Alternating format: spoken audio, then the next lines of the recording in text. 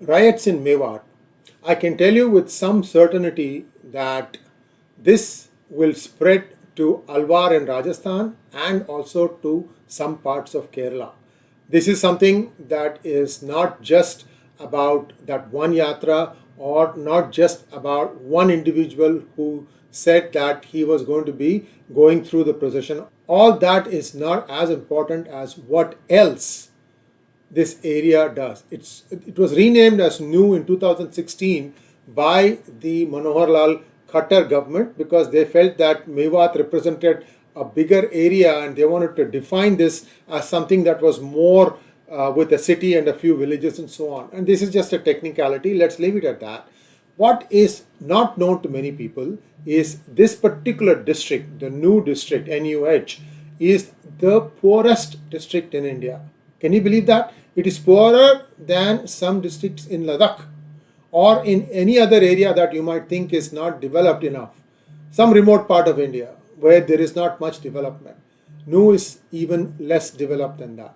However, Nu is also home to one of the largest cyber crime operators who have made this into a cottage industry. You name it, scams. You get messages like you just won 5,000 rupees award, and for that they ask you to give something to them. Like for example, they'll ask your bank account number so they can credit the money to you, and if you unsuspectingly do give that, somehow the balance in your bank is withdrawn and you are left with nothing. A lot of these scams are happening. I'm going to touch upon 2 or 3 of those. So before I proceed fully into this particular episode, my request to you all is that please like this video, and if you have not subscribed to our channel, please do so. Here we go. The violence is a matter of grave concern, no doubt about that. Now, there is cybercrime. There's also a base of dawa here, and recruitment by many Islamist groups takes place here, such as Islamic State or 𝙒𝙬𝙤, and all these people, they all recruit from here because I told you it is the lowest in terms of per capita income in India, least prosperous district of the 700 odd districts in India. So that makes it some sort of a dubious distinction, but whatever it is. Now, there is a book that came out in 2016-17. It could be a review document, doesn't have to be especially a book, but here they identified this as a very serious place where you are having a radical outfits such as the Islamic State, ISIS, that is Ansar-ul-Tawheed, and Al-Qaeda. All of them have been indoctrinating youth through the internet. I don't have to tell you what other things are happening. Love jihad and take over of your girlfriend's phone and manipulate that, threaten them when they don't listen to you, then force them into having sex with you, and then taking pictures, the nudity, somebody videotapes all this, and then they are screwed for life. Parents, if your daughter is seeing someone, make sure you're sure that the person she is seeing is somebody who is worthy of her. Make sure that the person doesn't have any other ill intentions. This is very, very important. I'm not saying everybody is bad, but there is a pressure on girls, especially when they enter their teens, that they need to be seen with a boy. This is not right. Our culture doesn't allow that, but be that, even if they want to be with somebody, they want to see someone, to have a boyfriend, that is fine. Please make sure that they tell you, and also you make sure that they are with somebody who is reliable and not having nefarious designs in their mind. Here is the other interesting thing. The Facebook post of Monu Manesar appeared on the 20th of July.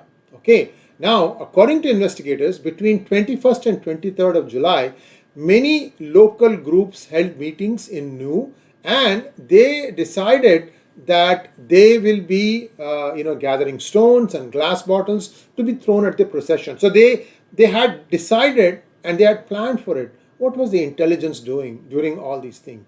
Getting stones together in a neighborhood is not so easy. I mean, you will be able to see that. Intelligence is supposed to be all over the place. They should also have informers. Why were they sleeping? See, when you clean up, now what is happening is they're having 144 in sections of the place. They also turned internet off. I'm going to show you some other actions that the Haryana police has done. But more importantly, this is all reactive. Good intelligence makes you proactive and head it off before it even happens. If you think that there was a foreign hand in all this, just listen to this section. I have a slide that tells it all. There was a policeman who was sitting with other officers and having tea with a group of people when one man received a phone call. Immediately after speaking to the caller, the man slapped a constable and asked his associates to join him. So you got ambushed. This constable and another policeman, they were ambushed. The person who was passing on a motorcycle got hit on the head with a glass bottle, and the group then locked both of them in a police station and set the police station on fire.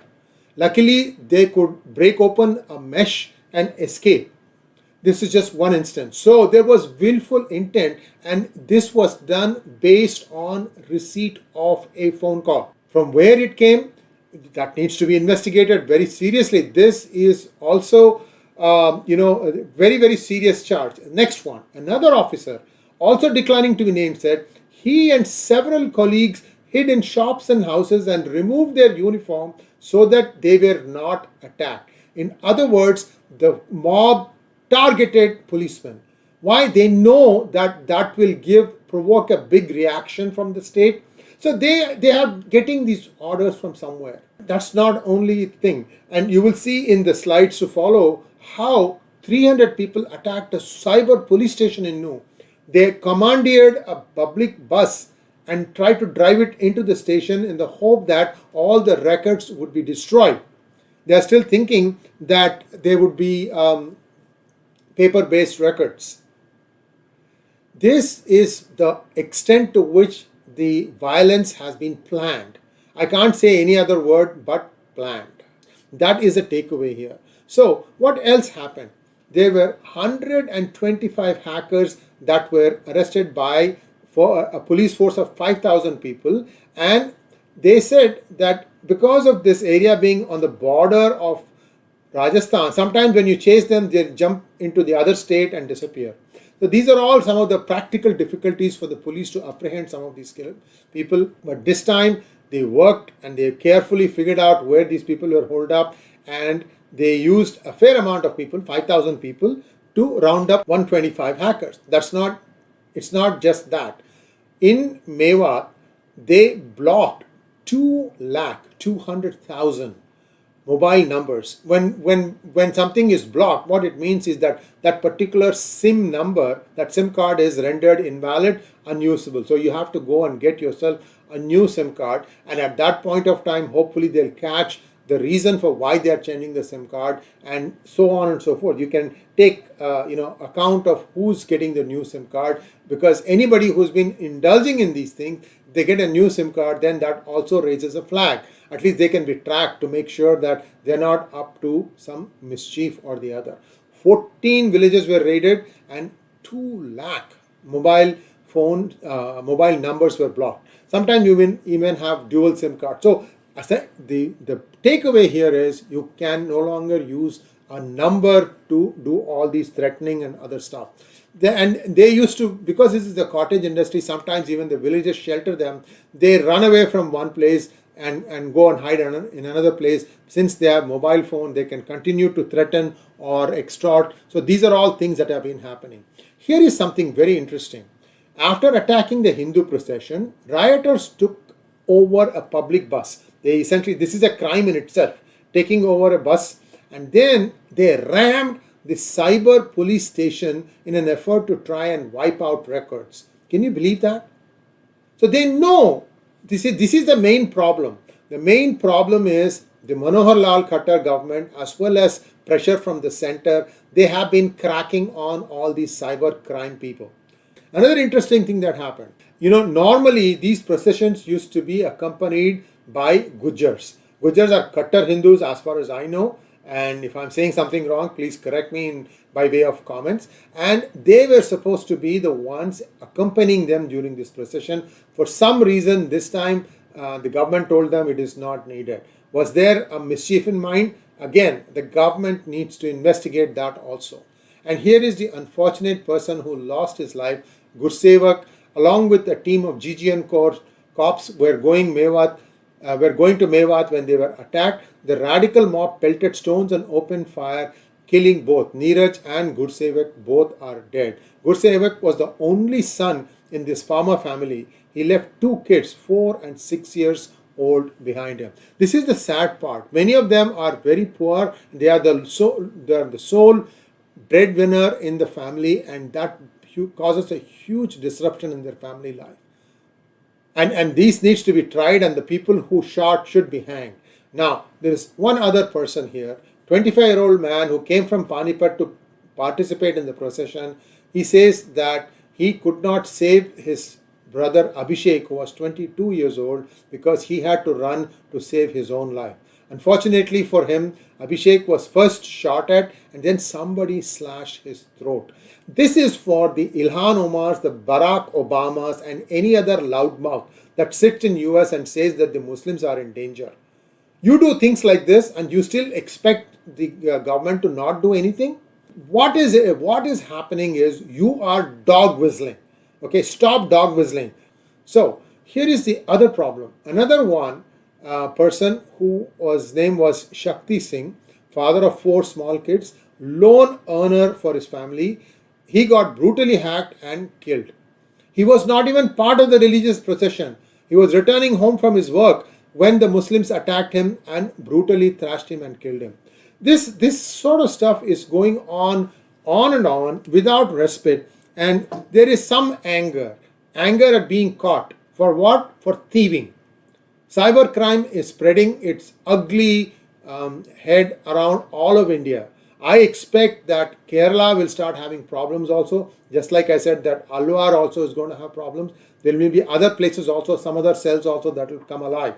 But the most important thing is, whatever it is that they are doing, the Haryana government, the cleansing operation, do a thorough job. Catch each and every culprit and hang them if you have to. It had the fullest extent of law has to come to bear upon them. Thanks for watching. Please like, share and subscribe to our channel, and also don't forget to click on the bell button for notifications. When you are prompted for notifications, click on all notifications, because I'm noticing in some phones that you may click the bell for notification, but you may still not get notifications. Just a heads up, we're going to give you a detailed video that explains all these things, but for now